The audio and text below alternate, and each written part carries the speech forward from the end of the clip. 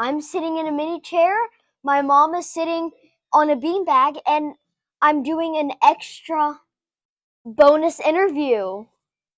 This is Rachel Marsh, and she has, and she has written Rougarou Magic, and she just happened to be doing a signing when I came here to interview Miss Terry. So I have some pop-up questions for her, and I know I'm putting you on the spot. Okay, I'm ready. But in my opinion, the 80s is the best decade for music. How would you describe Rougarou Magic with an 80s song title or just an 80s song?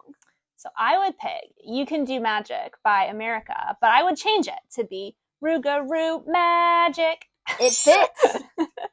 It does. It definitely.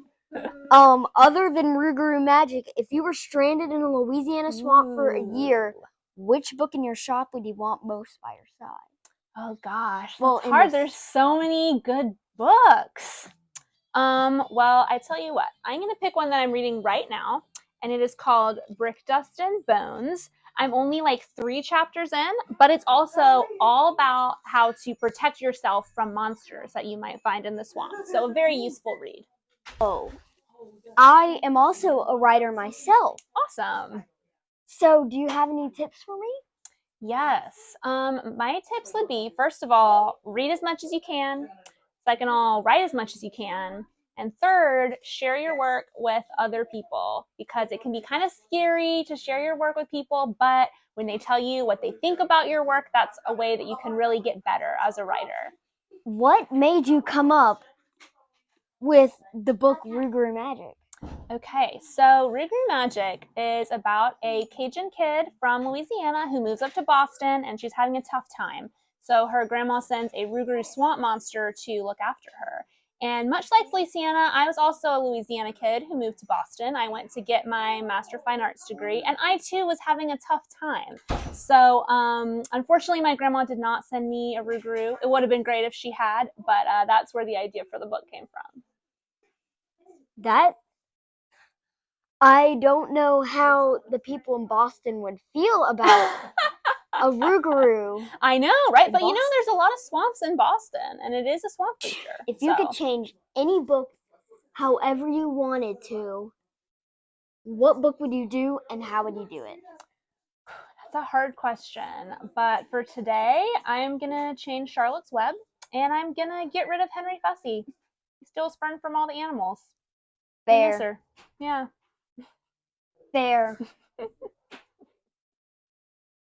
How did you get Rougarou Magic from your mind to selling it in Red Stick Reads as a pop-up stand and then getting interviewed by a random person that you don't know and put on the spot? Well, the thing about writing a book is that you actually have to write it a whole bunch of times. So the first time I wrote Rougarou Magic, it was when I was in grad school getting my MFA. And then I changed a bunch of stuff and wrote it again, and I sent it out to get an agent, which is the person who sells my book to the publisher. And then I wrote it another time with my agent's advice.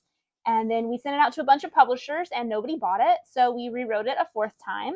And then a publisher did buy it. And then I rewrote it a 5th time with the publisher. So the book you're reading today is, it's been written at least 5 times. I probably left some out. So, what was the most different thing from the newest copy to from the oldest copy? What was the most different thing? Well, I had to add some action scenes to make it more exciting.